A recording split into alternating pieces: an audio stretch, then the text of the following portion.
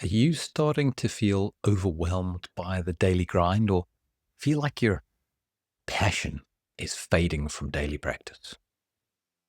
I am Greg Venning and welcome to the Questing Chiropractor. And in this episode, Nimrod and I are going to dive into the topic of motivation and what drives us, especially in the context of our chiropractic practice. We explore how understanding and aligning your deeper purpose and values can really enhance motivation, unlock inspiration, and make discipline easier and lead to greater fulfillment. Using real life examples from our coaching sessions and parenthood, we discuss strategies for setting achievable goals, maintaining discipline, and navigating conflicting motivations. This is an essential listening podcast for anyone looking to align their professional and personal values and for greater success and well-being. As you listen to this, if you find one of your friends or colleagues may welcome this and would find this useful, please share this podcast, this episode with them, and consider giving us up to a 5-star rating on the platform of your choice. Listen on. Welcome to the Questing Chiropractor podcast. We help you grow as visionary, vital, and capable chiropractors who are always on. We do things differently as we help to elegantly awaken your innate wisdom within. We help you create robust, predictable, and trustworthy practices that serve oceans of people and yet still have free time for yourselves and your families. We use neuroscience to deliver better business results so that you can get greater, deeper, and more effective impact in more ways. We are Questing Chiropractors, and this is our story. Welcome back to the Questing Chiropractor, where we help you to do what makes your heart sing. We help you to structure your flow so we can change the world one person at a time and enjoy the profits that come from it. And today I'm with Nimrod again. Hello, Nimrod. Hello, Greg. Great to be here, as always, chatting with you. Yeah. Where are we going today, Nimrod? Yeah, so, actually, just on that tagline where you say changing one person at a time, I thought what we'd look at is a topic around what motivates or drives us around that. I had a coaching call just last week with one of our questers that we were unpacking his desire to increase his profit in practice. So that would allow him to grow and expand in certain ways.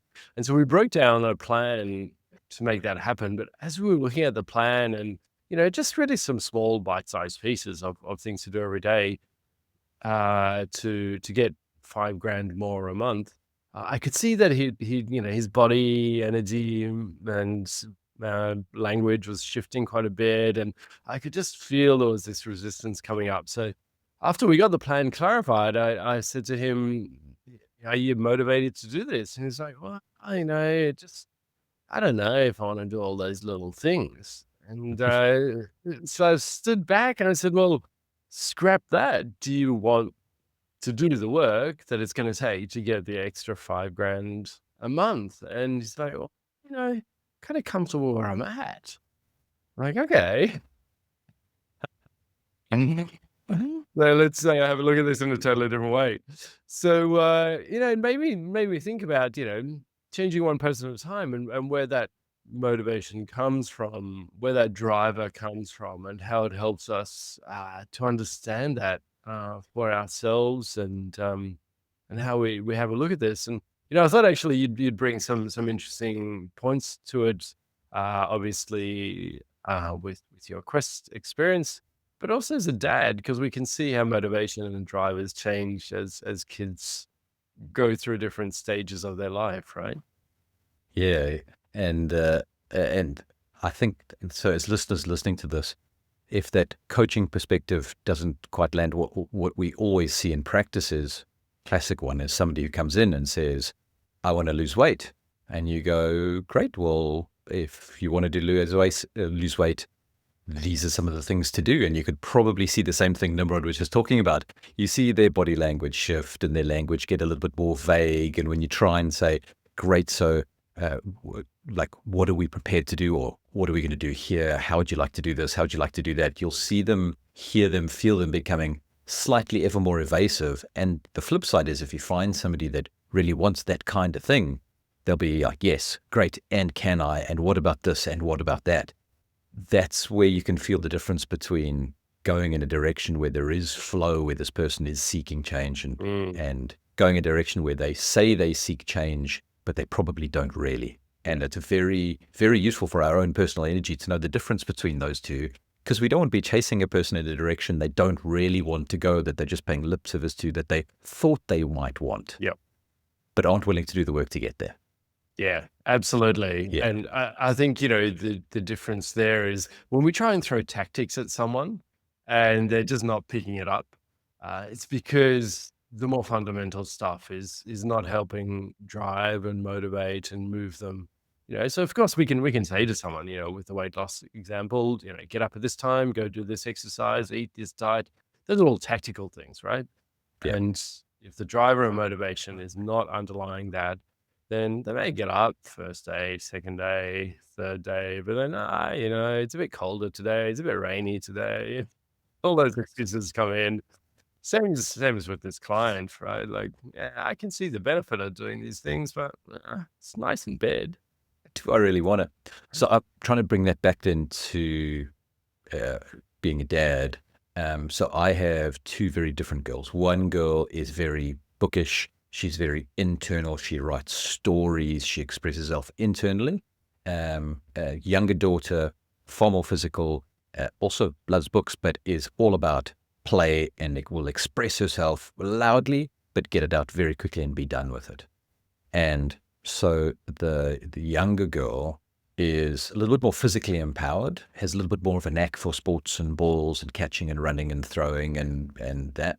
And so my older daughter often wants to match that. And so we got a swing ball set, the thing with a tennis ball on the end of a rope that goes round and round, and each of you has a bat. So she wanted to get better at ball skills. She was feeling a little bit behind at ball skills. So I got a swing ball set, thinking this is a nice, easy way to do it. And it's very interesting. It's like, oh, would you like to go into swing ball? Oh, maybe later, Dad. Yeah. And so that desire to be better at ball skills is there, but is it really a strong driver that gets her self-motivated? Yep. She'll go out and play with me, but then it's in the context of playing with Dad, not getting better at ball sports. Yeah. So if we can dress that up in a different way, she can get the benefit of what she was looking for, but her actual engagement is in a different place. Yes. And I think we find this in our practices as well. Somebody wants to get through, let's say back pain is the example.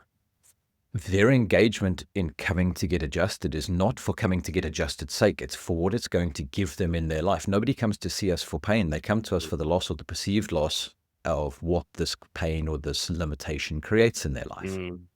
And the more we focus on helping them with that, the more they'll engage in the process. The more I help my daughter to engage in playing with Dad, and the more fun we make it, and we make points, or we make silly rules, and we do different things around it, and we do it differently on different days. And the more she does the ball skill stuff, and she'll get those skills as she comes along. Yep. And then, so for Questers, if you're looking to earn $5,000 more, you want your PVA to go higher, or you're looking for more new people, what are you really engaged in? And realize that these are simply the mechanics, the tactics that take you towards that deeper engagement. Yep.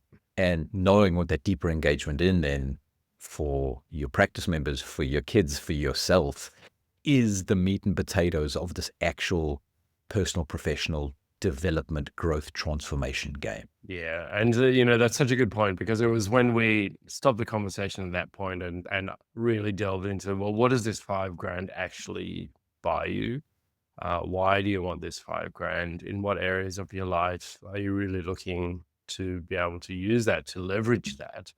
And we uncovered some really emotional and deep stuff there. And it no longer became about the $5,000. It became about the lifestyle that is moving from, feeling like you're in survival the whole time to actually being able to see a future in which I can enjoy the things that I want to enjoy, and nothing lavish or languish or, huge there. It was just some things that felt quite necessary, but unaffordable at the moment. And as chiropractors, we've generally chosen this profession of service, and it means that we're often a little bit averse to the success metric game. We see it on social media, different marketing gurus telling us about get this many new people, see this many people, grow your business by this much, earn this much. And there's a desire to move in that space. Often, though, that's the life by comparison, which is always the poor life game. Mm. And that's what usually creates the way that we sabotage that game is Mhm. we sign up to a new course, we decide to do a new thing, and it's based around the numbers that got us engaged, probably in a negative way, in an I'm missing out way. I'm not saving enough for my family way. I'm not saving enough to go on this holiday way. I can't afford this car way. Mm. And because it's based on a perceived negative, we will self-sabotage our way on the way there. Yep. And what we can then often do, unfortunately, is then say it's impossible. I tried this, I tried that, I tried that, I can't do it. We're really coming at it from the other angle is probably the more useful thing is, what does that mean to you? What are you really looking for? Where does your fulfillment lie? And then how do we engineer success around that fulfillment Yes. rather than engineering for somebody else's success, which leaves you no fulfillment because you aren't prepared to do the things to get there because they don't make your heart sing because it's taking you away from why you got here in the first place. Yep. Yep. Absolutely. And, I think that game of comparison, probably the worst person to compare yourself with is the person that you think you're going to be at some point. And, this idealization of perfection, at what point is your daughter going to be the world's best reader? Yeah. It's Yeah. it's a process, right? And I think that so many Absolutely. of us get caught up in what may be a useful strategy at some point, which is I'm never good enough, and so I need to learn more and more. And that can really win success to a certain degree, but at some point it's so exhausting. It's so exhausting. And Yes. when we do learn to see that actually the game is about progress, and any progress I make is perfect, even if it feels like it goes the wrong way, it's still a valuable lesson in how to move myself towards that life of fulfillment. Then the game totally changes, when it's about progress and not perfection. And you speak about exhaustion. So exhaustion, burnout, uh, constant frustration. These are all the results of being on somebody else's journey. Mm. Really, it's living a life where you're doing lots of things, but none of them are really fulfilling your needs, you're filling your cup up. Mm. It's not because you're doing too much, it's because we're doing too little of what we value most. Mm. So when we're in states of exhaustion, that is valuable feedback. Really, what am I doing that is my highest values? Mm. And we see this so much with the people we coach, the questers we coach, the people around it that we talk to, the different events and seminars and calls we do and trainings we do, where people talk a lot about being fatigued, being time poor. And we recognize that those are all signs and symptoms of not being on your own purpose. Yeah. And yeah, you can have periods of fatigue on your own purpose. That's normal. I'm not talking about being tired 1 or 2 days here. I'm talking about being tired day after day after day. Yeah. And it's amazing how when we can help people to create alignment, to say no to something, say yes to the other things that they realize are their sense of alignment, they actually end up doing more. Their days are fuller, but they feel far more energetic and alive than they did before. And so it's not a function of doing less of everything. Mm. It's doing less of things that are lower value and more of things that are higher value. And the tricky part is, I think in one of our last podcasts we spoke about, the way to get there is to have the conversation you don't want to have. Yeah.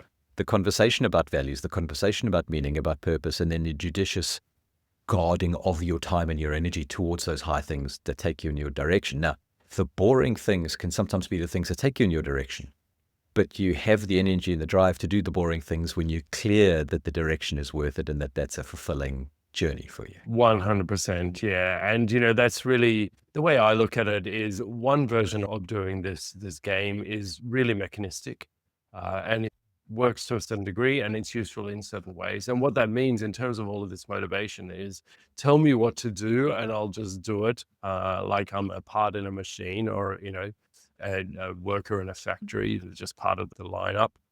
And so that's similarly with marketing or, with any of those things that may motivate us, as you said before, these external people coming in and saying, just do this over and over and over again. And at some point that gets exhausting because we're going at this mechanistically, it's materialistic. It's really exhausting us on that level. When we actually rise up to the level of what makes my heart sing and what brings my soul alive and what aligns all of those things, body, mind, soul, spirit, then there is an inexhaustible source there for us that we can tap into. And sure, the body may get absolutely. And the more that we do the work of aligning, of removing the things that aren't aligned, from a chiropractic perspective, removing those interferences to allow things to buzz more elegantly, then the more that we do fill our day with high energy, high value things, and we have a greater impact as a result. And that work is hard. That work is hard. Absolutely. Yeah.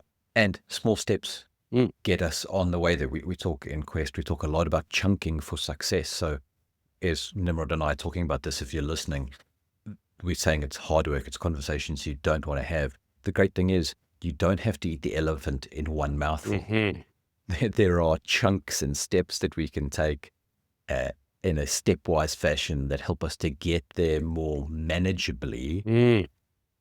I've noticed that what I don't know about you, Nimrod, is we notice people's cadence accelerate. Yeah. And so often in the beginning of coaching, we slow things right down and we take this step-by-step cadence. But we quite quickly, if we're finding alignment, see people's cadence kick up and they actually get more done than they thought they could in the timeframes that we work with people. Yeah, absolutely. And, that chunking is really important from a motivational point of view as well. It's interesting. I was listening to a psychologist talk about how he helps people achieve their goals. And he uses this term from mathematics called criterion velocity. And what he said is basically, if your criterion velocity is pretty good, then you're going to be pretty motivated. What that means is if your expectation of progress is pretty close to the sort of progress you're going to make, you're going to be pretty happy. Like there's a more, it's never 1-to-1, but it's close to one. Whereas, if you say, well, I'm going to get up tomorrow and I'm going to lose 20 kilos and I'm going to run a marathon within a month, that's a pretty high expectation if you've never done those things before. And you're going to achieve very little of that. So that's a very poor criterion velocity. Whereas if you say, I'm going to get up at 7 instead of 7:15, and I'm going to go for a walk around the block, and I'm going to eat one extra piece of fruit, you can probably manage a lot of that. And so you have a better criterion velocity. And so similarly, when you talk about chunking, we're not talking about what you're going to get done in 10 years' time without a map on how to start tomorrow. We actually break that down to an 8-week cycle, and we make sure that that 8-week cycle is chunkable, right? It is consumable. And so in terms of that criterion velocity, we can set an expectation that's reasonable to achieve a lot of that. And that gives us good motivation to move forwards. Yeah, the joy behind these 8-week cycles since we've been doing them is just phenomenal. I mean, if you're running a business, you're a chiropractor, you're in practice, we often hear about quarterly goals, quarterly tasks, quarterly this. It's really useful in a corporatized setting where the time cadence is quite long because it's quite a complex place and it takes long to get things done.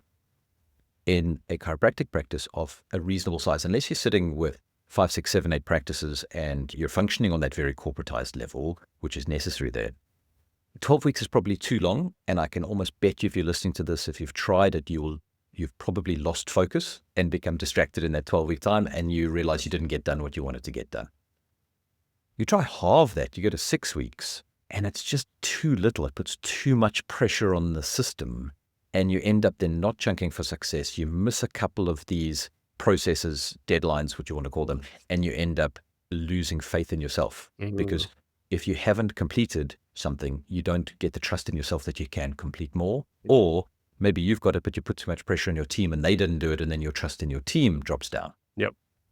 So what we run in Quest is 8-week navigation cycles where we sit down, we plan with you what your next 8 weeks is going to look like, help you to execute during that time, make sure we've helped you to chunk for success so that you can complete it, tick it off, and then the next 8-week cycle, move on again. And we find tremendous success when people are running on that 8-week time frame. It seems to work really well within the chiropractic practice space. Not too short, not too long. again, we haven't based this on other businesses and other industries. We're not running on their values. We've tried and tested this within the chiropractic space. So it's based on our values, our general mode of operating, which is different to other spaces. And we found when we try to compare and use other industries' norms, it just doesn't work. Again, we found that exact same process on a meta level, and we've applied that within. Yeah, absolutely. Yeah. Congruency throughout. And, you know, a couple of things to point out on that. First of all, in that 8-week cycle, the chunking has to be right? That's that criterion velocity. If you say, well, I'm going to run a marathon within 8 weeks and I've never run a day in my life, well, we'll help you scale that, right? Because sometimes we get pretty eager about what we can do. We can give it a go. Yeah, your daughter haven't picked up a racket may start to think she can win Wimbledon next year, you know? Anything's possible, but let's try and bring it back to this mechanistic world of materialism, right? And the other thing too, which helps because as you said, when the chunking is right, and you know, and don't make it too easy, but don't make it too hard on yourself either, we get that dopamine hit, which is what that kind of criterion velocity is all about. Hey, I set a goal, I got 80, 90% of it done. I'm feeling pretty good about myself rather than getting 10% of it done. And I'm just going to go back under the blanket, you know? But the other thing about the 8-week sequence that we do is we start with our vision and values, right? So we start with our own personal motivation. And it's super important because as that conversation we were having earlier about the chiropractor who wants to earn another $5,000 a month, if they just attach to the $5,000, that's a tactical thing that they may see from outside in.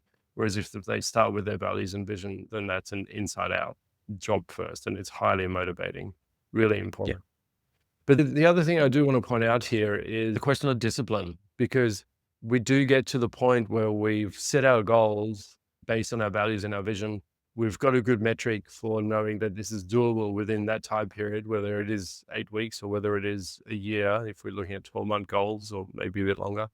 And we then go and understand what it's going to take to be able to put a system into place to get that done. And then we get to do the work. And so from a Quest perspective, we're now in the quadrant 3 busyness of it. And this is where discipline comes in, right? Because at some point I'm like, maybe I can drop this off. This, you know, getting up at 5 a.m. every day just gets a bit boring every now and again, you know. And discipline is a motivation question as well that as a parent, you come across this quite a bit. But we certainly do with our coaching clients because it takes work to be disciplined. Yeah, the frame we use a lot is that success is boring. It's not to say that there is an excitement along the way. It's doing the things that get the job done that most people aren't willing to do. The thing that makes you willing to do it is the motivation is built on inspiration first, right? It's built on this deep abiding purpose that is energy giving first. A classic example, I'll try and give you 2 classic examples. One is if you're working as an associate in a practice and you see how much the owner works and you really look behind the scenes and see the hours they put in, you look at it and you go, man, that looks like hard work. But when it's your practice baby that's on the line and it's your money on the line and it's your vision that you've got going, suddenly the extra work seems easier than you thought it would. It's still graft, but suddenly you're more engaged in it than you ever thought you could be. My journey into parenthood was the same. You'd see parents waking up and doing this and feeding babies, not having a meal while the other partner eats at a restaurant and handing it over and changing an app. I just thought, oh man, that just looks like a nightmare. And when you're in it, it can be messy. But the thing is, when it's actually your baby, it is not nearly as hard as I thought it would be from the outside because there's this inspiration base there, this deep abiding purpose that then structure and you create some systems around, and then you can do it repeatedly over time, show up every day, do the discipline. And then even though success is boring, it's still damn engaging. It is so engaging still. And that's because you're not living somebody else's dream. You're not living somebody else's borrowed vision. It's coming back to that inside out view. It really is. And you know, that work is hard in inverted commas, again, when we're coming from a materialistic, mechanistic point of view, we're shoveling dirt, you know. But if we think I'm building a mountain with a temple on top, then suddenly it becomes inspiring, doesn't it? We can have the discipline of doing that. I think what I want to point out here is possibly what I see a lot of chiropractors struggle with as being some of the hardest work to do is to come back again and again and again to your values, your inspiration, your love, your vision. That is the work, right? And that's what brings the discipline to life.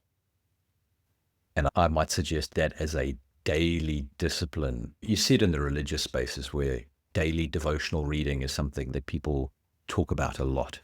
And there's so much value in that, right? Imagine every day having a devotional space to come back to your deepest abiding purpose, whether it's reading something inspiring, writing and journaling your own thoughts and emotions and intentions for the day. Some kind of daily discipline to do that deep work first will make all the other discipline that you need to do easier. Mm. But in a world that is more and more being driven from the outside in, being driven to make you feel bad about yourself so it can sell you more stuff. And all of that stuff is so geared to hijack our neurology. It's hard to take a step back and go, no, inside out first, me first, so that I can then be the fullest version of myself. That is a moment's discipline that makes everything else much easier. That is the one domino we can knock over that makes so many other dominoes easy to knock over. Yep.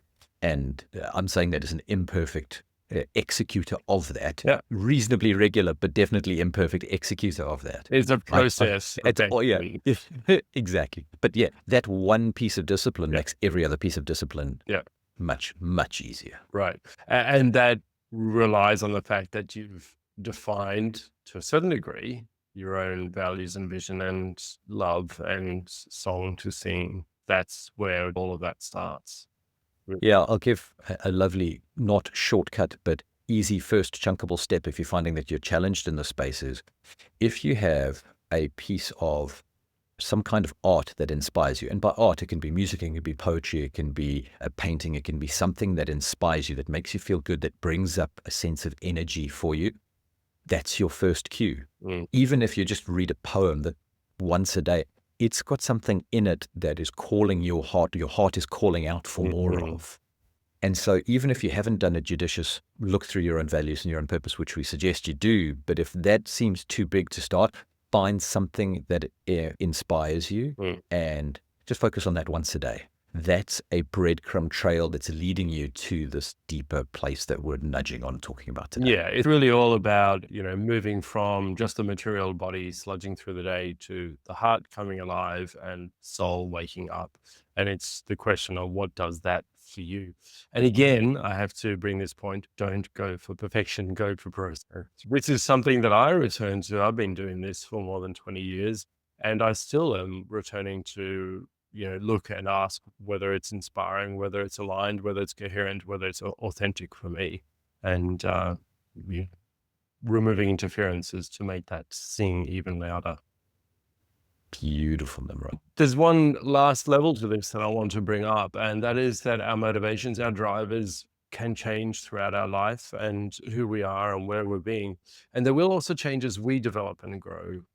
And I think that, Greg, you as a dad, you would have seen this with your kids, a newborn baby, their motivation is survival, right? It's where do I get food? Have I got shelter? Am I protected, safe and secure? And then as their personality comes online, then they'll be motivated by what they're perceiving, what they're sensing, what they're aware of. And then their ego comes online and their motivation is about their own self-identity. And then as we develop as human beings and move into a social world where we're more motivated by our family and then by our friends and then by our larger society. And eventually we may reach a level where we're motivated by the global concerns. And these can play against each other. So very typically as chiropractors, we have a strong social concern for most of us. And some of the clients that I've seen and chiropractors and especially associates that we work with can struggle with the social bit where, for example, this person can't afford care and I really want them to have care and, those sorts of questions, which are beautiful questions to have, but they go against some of the other motivations. We're running a business, we need to earn money, those sorts of things. And so it's about realizing the nuances of these levels or stages of motivation that we may have. And we're not going to go into ethics and morals in this conversation. That's a bit bigger than what we can do here.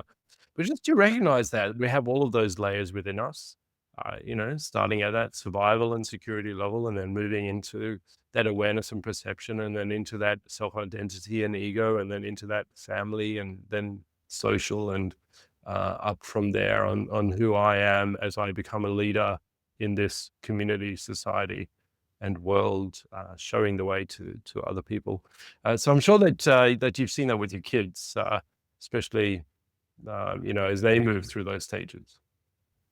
Yeah, and I think one of the things that helps a lot, if we think in practice, like you brought up the example of somebody who is saying, oh, like, there's so many people who can't afford care, and I just want to help as many people as we can. So we're thinking on that social level. The tricky thing is, if we're trying to think on that social level and we haven't integrated to a reasonable degree the levels below it, then we're in a devolved space. Then you're in the space where you're not putting food on the table. You're one bad week, one bad month in practice away from some not nice stuff in your own financial life. And yet you're trying to give care away for free for as many people as possible. Those two things aren't really compatible. We can live in a universe of abundance and oneness where we can't outgive the universe. And we also live in this materialistic space where structures and systems and security is needed to be able to more altruistically and abundantly try and outgive the universe. Yeah. And so often we try and 3 steps or 1 or 2 levels or 3 levels higher than we actually are now. And we end up in a stuck rut, devolved space. And that doesn't serve anyone, because then in our practice, we're not serving from abundance. Mm-hmm. So the people we are seeing aren't getting the best of us. So no wonder they're not referring people in. So no wonder we're not seeing as many people as we want to. No wonder there's more people who can't afford care. You get stuck in a vicious loop there. Yep. So judiciously making sure that we're integrating as far as we can those levels. So if we want to get up to this societal level of service, we've got to make sure that we're working through those levels on what you've got to have a sustainable business to be able to then have some way of helping people with some financial support within the practice. Yep. You can't be stuck in survival and want to give at a global level at the same time. And also on that point, if you don't have the money to give, you do have other things to give: your talent, your heart, your energy, your time. These things are very valuable to people in a way that does help grow the relationship and grow your practice and create those referrals and create that expansion that is going to bring in more money, that is going to be allowing you to give away money or care in whatever way is right for you once you have that available. So some of those inner conflicts, and maybe that'd be a good future podcast for us to try and tease apart. What do we do when we're pulled one way by our social motivation and driver, and yet survival is pulling us in another? How do we navigate those states? And again, I'm sure, if you do have kids, you would have seen this as they're moving from that survival to awareness and perception to ego, and then to family values and societal values and so on, that they struggle with those conflicts every step of the way. Yeah. So Greg, anything to close us off on motivation, drivers, and discipline? We covered quite a bit of ground. I think let's come back to the first example of somebody who wants weight loss. I often joke when we do health talks, when we talk about this stuff, is what's the fastest way to lose 15 kgs? And people talk about fasting and this and that. And you go, no, chop off an arm or a leg, right? You will lose 20 kgs. And they go, oh no, but I didn't want to lose 20 kgs. And you go, okay, cool. What did you want then? And so the closing thought on this is, if you're thinking of what you want more of, get to why that would shift your fulfillment in life. And that'll give you a much deeper idea of what you're actually looking for. If you're trying to decide that you want less of something, so the idea is like weight loss. Well, what are you looking to gain? So these motivational drivers, try and play with them in different aspects. Ask the question, why? If you're trying to get rid of something, ask what you want more of. And the bigger frame behind that is always look from the inside out. That's where the deepest answers are going to come from. And that's where the most enduring inspiration is going to come from. Yeah, absolutely. And what I would add to that is we live in an outside-in world. It's going to tempt you to keep being outside-in. And some of the hardest thing we can do is sitting our ass down and doing the work to be inside out. And it's Yep. so rewarding. It's so motivating. It's so inspirational because it's all about your body aligned with your heart singing and your soul coming alive. Yep. Beautiful. Thanks, Greg. Thank you, Nimrod. Gorgeous. Have a good day, everyone. Bye, everybody. If you've listened to that and you found any value, and I can't imagine we didn't, please consider sending this on to a friend or a colleague. So many people need to hear these topics conversed. So many people need to look at this at a deeper level, and consider giving us up to a 5-star rating on the platform of your choice. Thank you. Beautiful.